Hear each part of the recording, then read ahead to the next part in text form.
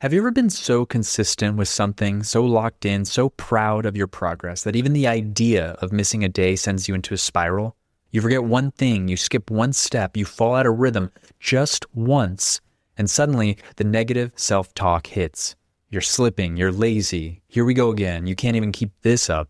And the next thing you know, you're stuck. You're struggling to get going again. You're wrestling with guilt, shame, and the story that maybe you're just not good enough.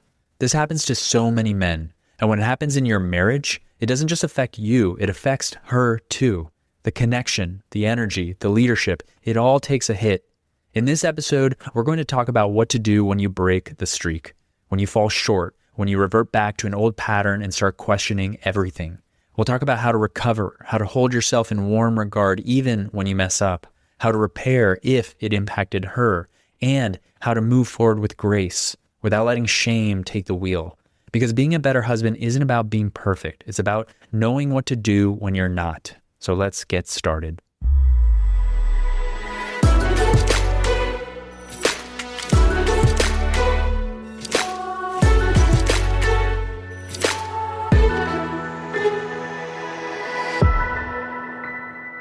Welcome to Better Husband, the podcast that helps you answer the question, how can I be a better husband?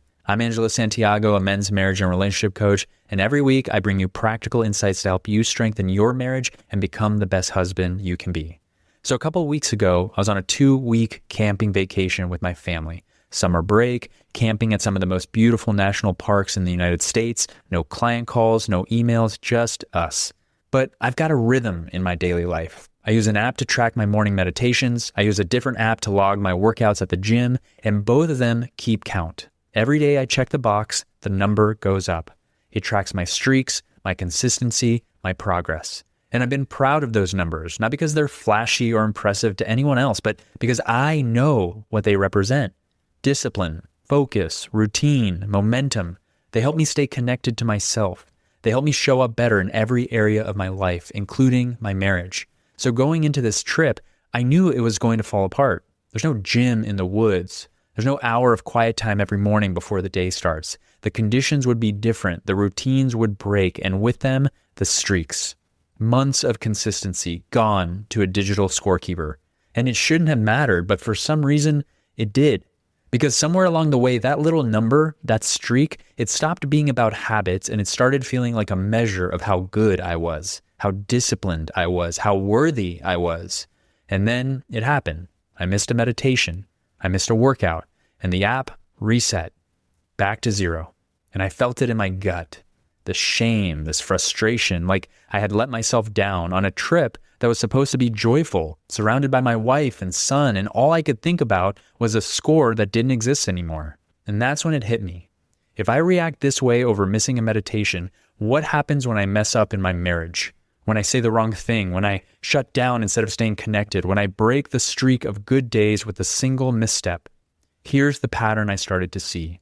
I tie my worth to how well I'm doing. And the moment I slip, I don't just feel like I made a mistake. I feel like I am the mistake. Like all the progress is gone. Like I'm starting over. Like maybe I was never really making progress at all.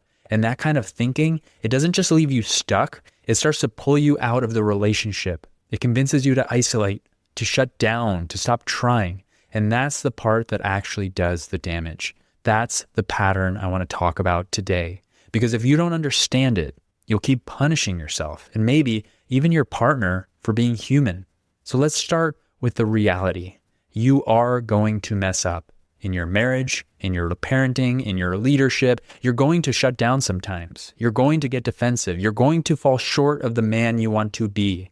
And that's not the problem. The problem is when you don't know how to recover. When you believe the mistake defines you, when you let the shame of breaking the streak convince you that all the progress is gone, that's the lie. Because the real measure of relational strength isn't in your perfection, it's in how fast and how well you repair. In relational life therapy, we teach that rupture is inevitable. We're human. We bring our old stories, our reactivity, our childhood wounds into the room. What matters is your willingness to come back, to own it, repair, and re-engage. Here's what I want you to remember. You don't have to get it right. You just have to be willing to recover and repair when you don't. That's the work. So if you've been walking around with this idea that being a better husband means getting it perfect every day, let me invite you to lay that down right now. You're going to have days you're proud of, and you're going to have days that disappoint you. What matters is what you do next. So let's talk about that voice in your head. The one that says, you blew it. You're lazy. You'll never change. That voice didn't come out of nowhere. You didn't wake up one day and decide to start being cruel to yourself. You learned it. For most of us, it starts in childhood. You get praised for what you do, your grades, your discipline, your performance. You learn that your value comes from achievement, from being the good one, or from doing things right. And that was me. I grew up in a home where education mattered deeply. And I understand why, because for my parents, their education is what gave them an opportunity for a better life, for them and for their kids. So it's what they encourage my siblings and I to do. Prioritizing school and grades and extracurriculars was expected. And I carried that pressure all the way into college, into my career, into every part of my life. So when I didn't hit the mark, when I messed up or missed something or fell short, it wasn't just a bad moment. It felt like I was bad, unworthy, not enough. And maybe you can relate to my story, or maybe for you it's sports or staying out of trouble or something completely different. That's what we call performance-based self-esteem. And here's what you need to know. It's not real self-esteem. It's conditional self-worth. It says, I matter only when I'm doing well. In relational life therapy, we break it down even further. So there's performance-based self-esteem, which says, I have value for what I do, the good grades, getting the promotion, being the leader. Then there's attribute-based self-esteem, which says, I have value for what I have, the expensive car, the nice home, the newest toys. Then there's other-based self-esteem, which says, I have value when people like me or approve of me. My friends approve of me. My boss says I'm his best employee. My wife says I'm a wonderful husband. But the problem with these is that all three will crush you in your life and in your marriage because they set you up to believe that being lovable depends on how well you're doing, what you have, or what others think of you. And guess what? In your marriage, you won't always be doing well. So what's the alternative? It's this: healthy self-esteem. Healthy self-esteem means I can hold myself in warm regard even when I fall short. I can say, I messed up, but I'm not messed up. I failed in that moment, but I'm not a failure. I'm imperfect, and I'm still worthy of love. That's what real self-worth sounds like. And I'll be honest, most of us were never taught that. We were taught to be useful, to get results, to perform, and that training worked in certain areas of our life, but in marriage, it backfires. Because love isn't performance-based. And if you want a strong relationship, you have to stop measuring yourself by streaks and start rooting yourself in the truth that you are enough just the way you are. So when you do fall short, when you lose the streak, when you slip into an old pattern or react in a way you're not proud of, what should you do next? That's what we're going to talk about in this next section. Real quick, before we get back to the show, if you're like me and you're a busy husband with a lot on your plate, sometimes you hear something on this podcast, an idea or a specific practice or a suggestion, and you have every intention of doing the thing that you just heard. But life gets busy and sometimes you forget. Well, that's why I created the Better Husband Toolkit. This is a short, concise, downloadable cheat sheet with 3 of the most important relational skills I believe every husband should know and have in their tool belt in order to improve their marriage. If you're asking yourself, how can I be a better husband today? Go to betterhusbandtoolkit.com and download the short document. And if you have any questions, you can email me. I'd be happy to offer you some more support. Again, go to betterhusbandtoolkit.com or click the link in the show notes and get your toolkit today. Now back to the show. To get started, let's slow this down and start with the first person you need to repair with, yourself. Because before you can offer anything meaningful to your marriage, you have to come back to you, your integrity, your values, your sense of worth. And that's not easy when your self-talk is tearing you down. Let's say the moment you slip, that voice shows up. You know that voice. It starts whispering, then yelling, you're a fraud, you can't keep it together, all that work you did, gone, why even try? And in that moment, the temptation is either to collapse into it or run from it completely. But here's what you can do instead. Instead of asking, why did I mess up again? Ask, what does the part of me that did this need in this moment? Because most of the time, that part of you that shut down or snapped or avoided, it's trying to protect something, an old fear or old pressure, old wounds. It doesn't need punishment. It needs acceptance, grace, a deep breath. Trust that this is a small bump on the road of a much longer journey. Your job isn't to beat yourself up. It's to gently come back to what you already know is good for you. The habits, the tools, the choices that create connection. Here's how you start the repair with yourself. First, name what happened with compassion. I didn't do what I said I was going to do, or I lost my patience. I got defensive. I didn't speak up. Don't downplay it. Just name it clearly and don't give meaning to it that tears you down. Just the facts. Next, take a breath and reconnect to your values. I'm someone who follows through. I'm someone who listens. I'm someone who leads with love. I'm someone who keeps trying. Speak to who you are, not just what you did. Next, interrupt the shame spiral. Literally say to yourself, I messed up and I'm still good. I'm still worthy. I'm still enough. And lastly, recommit to yourself. Even if the last moment didn't go how you wanted, the next one still can. This is how you rebuild trust with yourself. And then if your slip impacted your wife, that's when we move to the next part of the recovery, repairing the relationship. Once you've repaired with yourself, once you've calmed the shame spiral and reconnected to your values, it's time to ask the question, did my mistake impact her?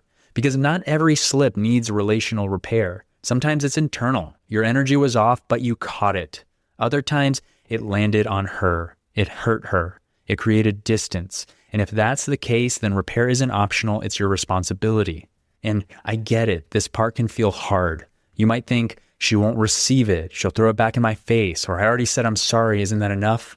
But here's what I've learned as a husband. Most women can accept that they aren't married to a perfect man, but they do want a man who can see the impact he has, own it, and move towards her without getting defensive. That's what builds trust. That's what builds connection, and that is what a better husband does. And that's exactly why I teach the 4-step apology, a tool we use inside Better Husband Academy and one I come back to in my own marriage when I miss the mark. It's simple and it works when you mean it. Let's break it down. Step 1, own it clearly. I snapped at you last night. I shut down when you needed me to stay present, or I ignored your bid for connection. Not, I'm sorry you feel that way. Not, I didn't mean to, but just own it fully, clearly, without any excuses.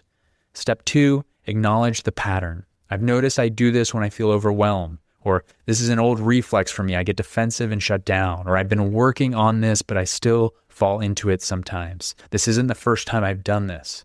This helps her see that you're not just reacting, you're reflecting. You're doing the work to understand yourself. Step 3, name the root.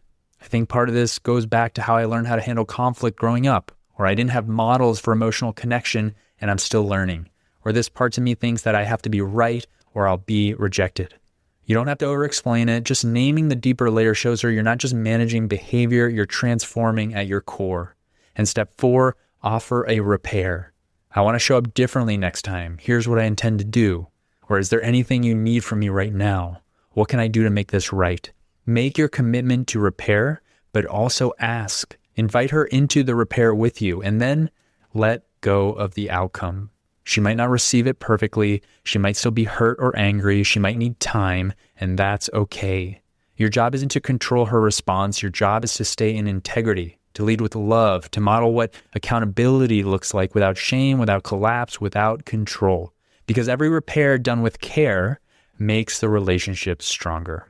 If you need to review that section again, go back and listen to it one more time. But if you're ready to move on, let me ask you one question. If you are learning to hold yourself with more grace, can you do the same for her? Because here's where a lot of men get into trouble. They're working hard, they're listening better, they're leading with more care, and somewhere along the way, they start expecting their wife to match their growth pace perfectly. And when she doesn't, when she has a bad day, gets short, pulls away, or gets reactive, they feel disappointed, sometimes even resentful. Like, why am I doing all this work if she's not? Or why is she so cold when I've been trying? Or When is she going to get better at this too? And look, I get it. You want to feel like the effort is mutual. You want to feel seen and appreciated, but here's the truth. She's human too. She has bad days. She has moments where old patterns show up. She gets tired, worn down, discouraged. And just like you, she messes up. So the same way you're learning to talk to yourself with compassion, the same way you're learning to recover instead of collapse, she needs that too. She doesn't need you to pretend it doesn't bother you. She doesn't need you to disappear. She needs you to stay, to see her clearly, to love her in the imperfection, not in spite of it. This is where relational leadership matures. It's not just, I lead when I'm doing great. It's I stay grounded when she's struggling. I hold the emotional tone when she can't. I don't punish her for being human. You want her to feel safe with your flaws? Then create a space where she feels safe with hers too. Because if love only exists on good days, it's not real love. This week, I want you to stop chasing perfection and start practicing recovery. Here's how. 1, name the last time you slipped. Think back. Maybe it was something small, snapping at her tone, shutting down in an argument, or maybe it was bigger. Whatever it was, name it clearly, honestly, without shame. 2, interrupt the shame spiral. When that voice in your head starts, you always do this, you're not good enough, pause, take a breath and say to yourself, I messed up, but I'm still worthy, I still matter, I'm still enough. Yes, it will feel weird at first, but say it anyway. 3, choose one practice to return to. It might be your breath, it might be intentional listening, it might be something you let slip like affection or check-ins or repair. Just re-engage something that brings you back to connection. And 4, if you hurt her, repair it. Use the 4-step apology. Own it clearly, acknowledge the pattern, name the root, offer a repair. Then let go of trying to control how it's received. Show up grounded and stay available. Here are some additional reflection questions that might help you go through this process. What's my relationship with failure? Do I collapse? Do I defend? Do I avoid? What does my inner voice sound like when I fall short, and who does it sound like? Can I hold myself in warm regard when I'm not performing well? Can I offer my wife the same grace I'm learning to offer myself? Here's my closing takeaway for this episode. You will mess up. You will fall short. You will have moments where you forget everything you've been learning, but that doesn't mean the work is gone. It doesn't erase your progress. It doesn't disqualify you from love, because being a better husband isn't about having a perfect streak. It's about knowing how to recover, how to reconnect, and how to start again. And the more you practice that, the shorter the gap becomes between who you were and who you're becoming. If you want support building these tools into your life, if you're tired of slipping and staying stuck, that's exactly why I built Better Husband Academy. It's a course and group coaching program for men who want real transformation. Just go to betterhusbandacademy.com or click the link in the show notes. I'd love to walk this with you. Thanks for being here. I'm Angelo Santiago. I'll see you next time on Better Husband. Thank you so much for listening. Before you go, I have a quick request. If you've ever gotten any value from the show and you want the show to continue to grow, to access bigger and more knowledgeable guests, and to keep providing you with more ways that you can be a better husband in your marriage, simply leave a rating and a review if you're listening on Apple or Spotify. It only takes a few seconds, and those reviews go a long way in attracting more experts and bigger guests to the show. So if you're feeling up to it, as a favor to me, I'd love to see a rating and a review from you. Thank you so much for being a listener and all your support.